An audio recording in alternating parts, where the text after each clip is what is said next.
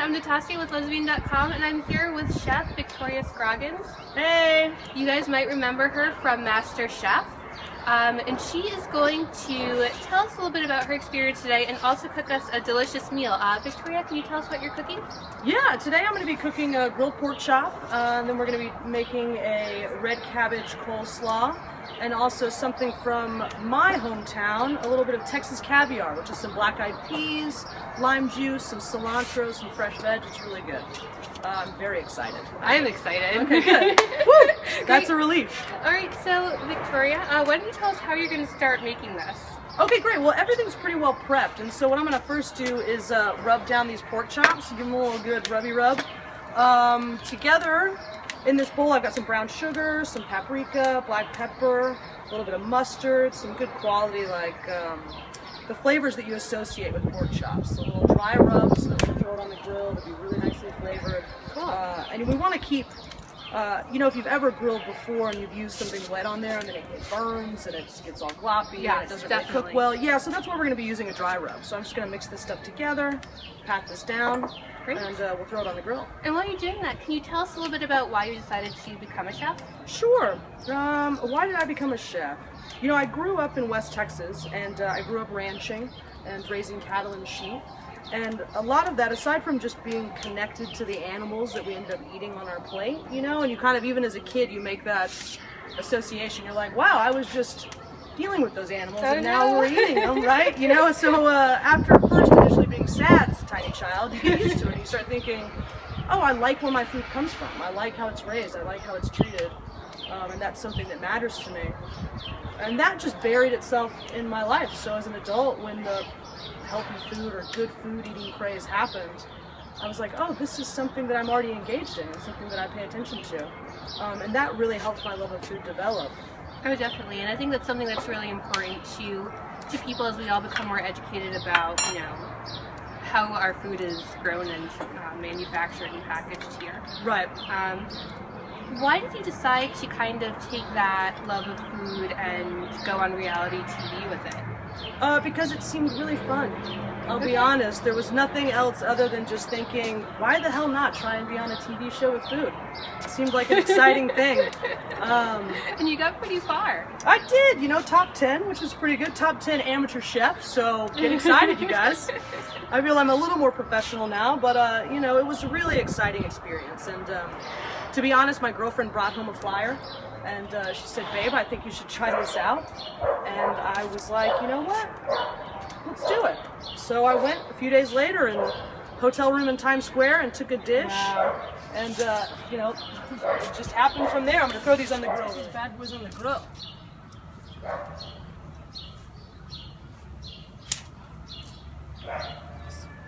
Regret to toss these vegetables together and make a slaw. So a lot of times people think of really mayonnaise, gloppy, heavy slaw, which I don't like that. Not a fan at all. So I generally just stay really light, really fresh, a little apple cider vinegar. Because it's pork, I think that apple flavor and the apple cider really kind of just goes really well together. I'm also going to toss some green apples into this as well. I think it's just crisp, it's bright, it's really tasty. Awesome. So there's a little cider vinegar, a little olive oil. And, you know, cabbage can be a little dry sometimes and savory, so I'm going to put a little agave in there as well. You can use honey, you could use brown sugar if you wanted to. Just about a teaspoon in there should be good. Great. Obviously you want to go with some fresh pepper and salt. If there's one thing that I really learned being on MasterChef is that the difference between a professional cook and a home cook is seasoning. So we at home, like, you think, I'm just going to use a little salt because my doctor's going to be pissed. No, put the salt on. It's what just ratchets your food up. You know what I mean? That's where you get your flavor. Definitely. So just grab a fork, whisk that together. Looks good. You're like, all right, so far so good. You just want a cup of that, right? So in here I've got some red radish that I've diced, some white part of the scallion, and I'm going to use the green part of the scallion for the black-eyed peas, and like I said, a little bit of green onion. And all of this is chopped super fine. Well, I used a little mandolin. You know, have you ever seen those? Do you think a home cook could use a mandolin, or is I would say you should just chop it. Yeah, it's very dangerous. You know what I mean? It's one of those things you're like, this is so easy, boom, and your finger's gone. You're like, no, that's no fun.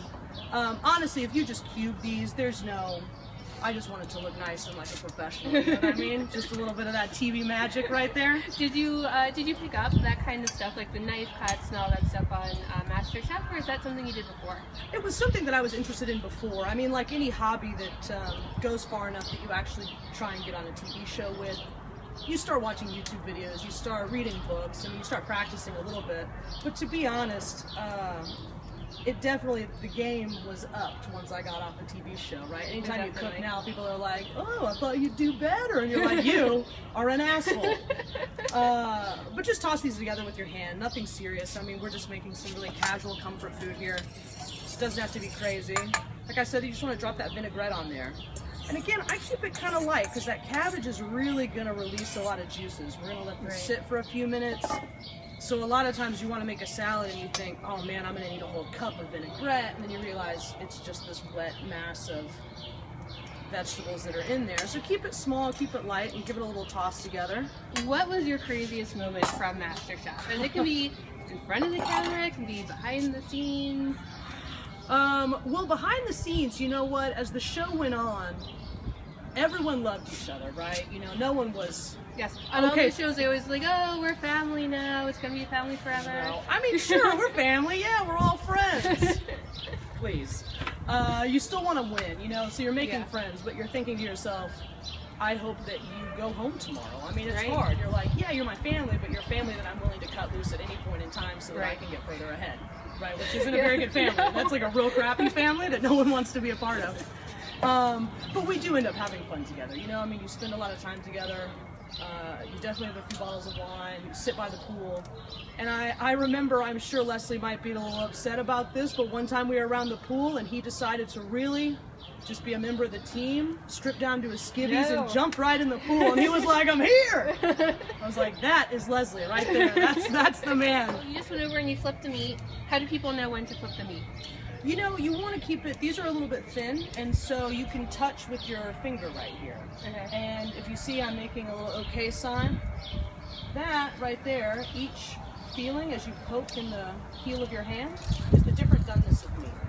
So you do like this, and you've got rare, medium well, feel how tough that gets, and then well done. So some people like well done meat. In a restaurant, they don't like you when you get well done meat. They're just going to throw it and burn it. But on a pork chop, it's a light meat. They're pretty low fat, so you know it's going to be about 3.5 minutes per side. And then you can touch. And like I tell home cooks, just cut into it. You know, I know you want your meal to look really nice, but if you're really worried about how it tastes, just... And you can figure out how to filter that, so this way, you know. Okay, and now we're going to move on to the side dish. That's right. This is what's called Texas caviar. And like I had mentioned earlier, I'm from Texas.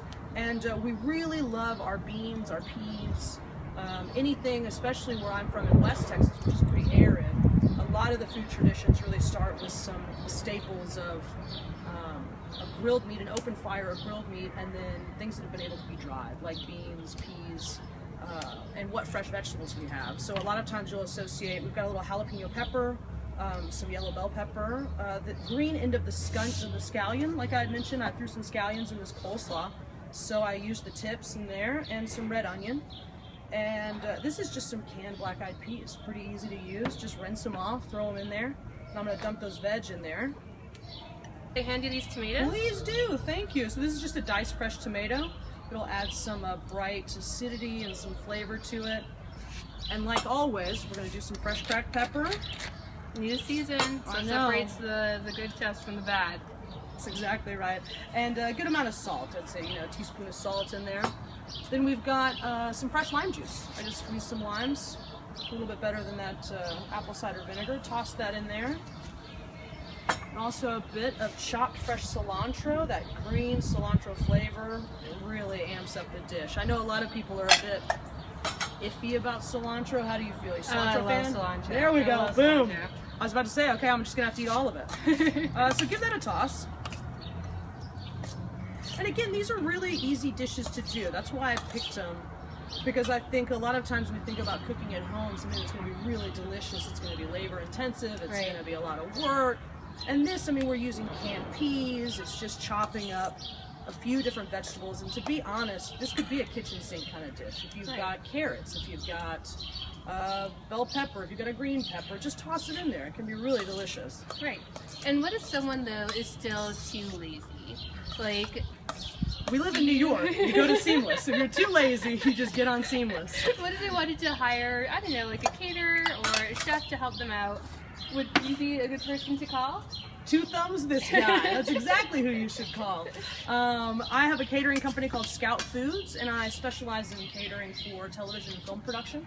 But I also cater special events and weddings. I catered a first birthday. So let's pull these off the grill now. As you can feel, yeah, those feel like they're going to be done. Delightful. So how would you recommend we plate up this goodness? You know what? I'm going to slice into the pork chops here so we can get that restaurant quality dish, because otherwise at home a lot of times we just put some food on the plate and then you like throw down the steak, and that's awesome. Right. But I figure you're a guest, so we'll like up the ante a little bit, you know what I mean? What else were we talking about? Scout Foods. Oh, you know, you also talking a little bit about moving up from Texas to Brooklyn. Right. How are you involved in the local community here? Well, I've been in Brooklyn for about 14 years now. Oh, wow. Yeah, it's been a while. I went to film school up here and also moved up with aspirations of comedy. So we can see that's done really well now that I'm cooking.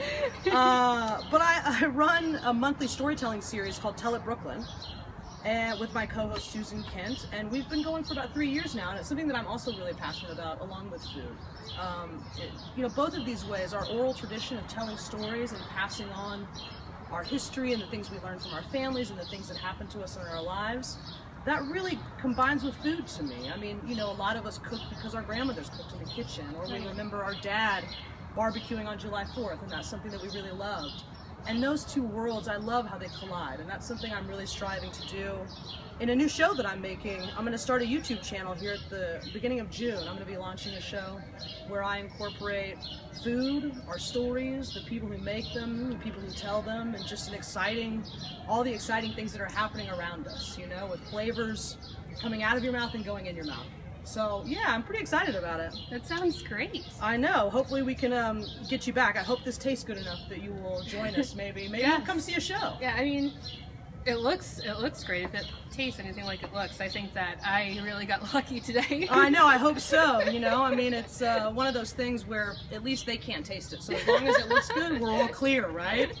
All right, let's plate some of this up. And you know, while we're plating, do you have any advice for any young queer women who are thinking of getting into the cooking scene?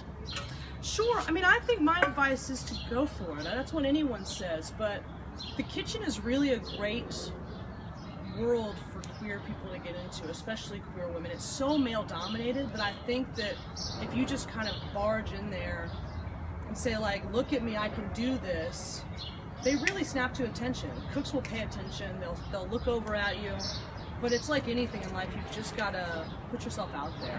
There are going to be a lot of assholes, there's going to be a lot of people who are just total dicks, the hours are horrible if you're working in a restaurant kitchen, but like anything that takes your passion, you've just got to try.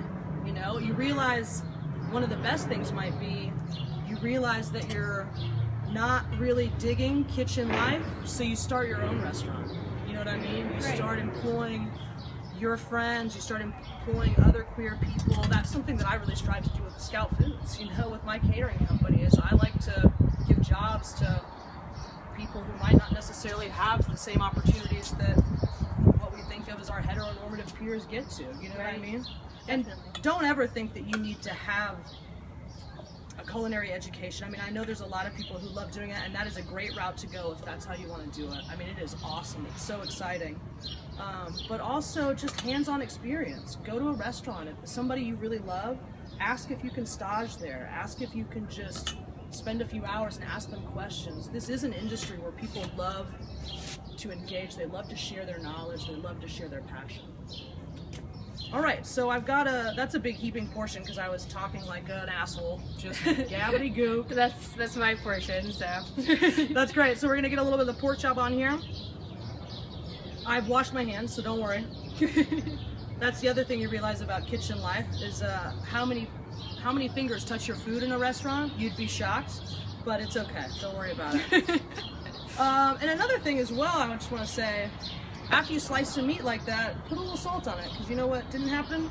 Salt didn't soak in. That's another amp up your flavor profile for good luck. There we go. Having a bunch more for good luck. That's great. All right, cool. So I'm gonna pass this to you, and I'm gonna see if we can get you to get a taste going. Would you like a fork and a knife? Yeah. As you like to eat on camera, is that your favorite part of the whole thing? Right? Let's see if it tastes good. I am excited. Mmm. It's all right? Mm-hmm. Not too shabby, you guys. Not too shabby. You guys should probably come to Brooklyn. I'm just saying. I mean, not exactly here all the time at my house. But... Yes. Well, thank you so much, Victoria. This was wonderful. Yeah. And you guys keep your eye on Victoria for the things she's coming up with next. You definitely want to cook like this.